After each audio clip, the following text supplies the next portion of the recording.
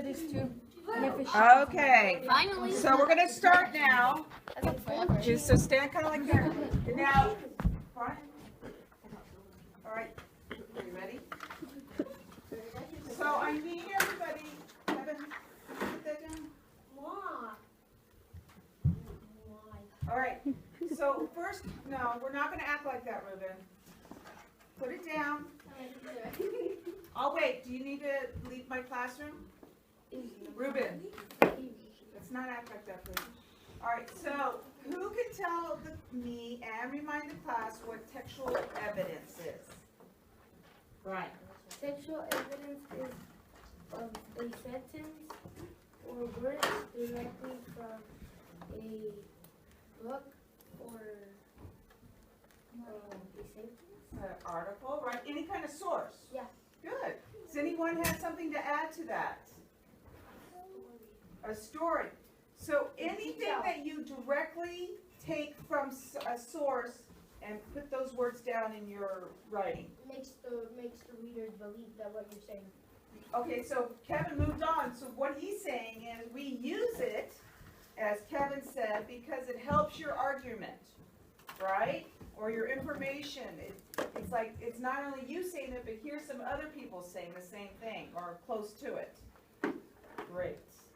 All right, so today we're going to focus on using our quotes and then analyzing the quotes.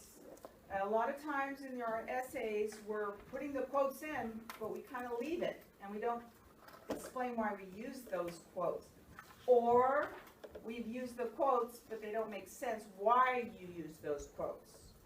And we're going to watch first a video that's going to show you how quotes can be used effectively. Kevin, could you please turn off the lights? I'd like to have eyes and ears up here now.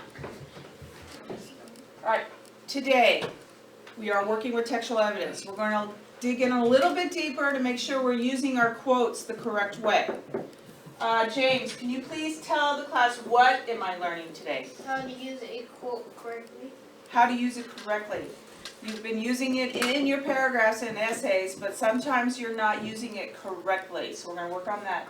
Adam, why am I learning? To use evidence in the, To use effectively. especially in writing. Yes, effectively, meaning it's going to back up your claim. All right, we don't use quotes that have nothing to do with what you're writing about. Just because it's in the source doesn't mean it necessarily goes to what you're talking about. How am I learning? Caesar. By practice and example. Yes. Practice, practice, practice, right? The better it's just like a baseball game. You can't learn baseball in one practice. You gotta practice, practice, practice, get really good at it. Okay? These are going to be our sentence frames when we get to that point, which we've been using quite a bit lately. Home, and I hope you do. Go get them. And if you don't have any, go buy some. I'll wait. All right, go buy some. Good, because I'm not waiting for anyone who didn't already have reasons. Now, Brian, this please. has broken down the weekend's core message. Let's listen. What is the role of the brand, and what's not the role of the brand? Bullet point 1. Who is this guy? Weekends are the perfect snacking sidekick, whenever, wherever, and for whatever. Okay? What's it go with? Cheese? Yes. Hummus?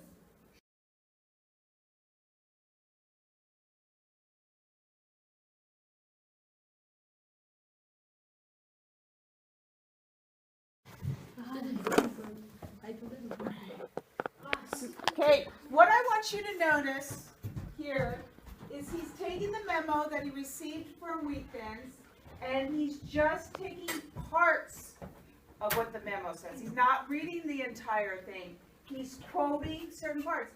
And if you notice, neither one of those are complete sentences, No. right? They're part of a sentence.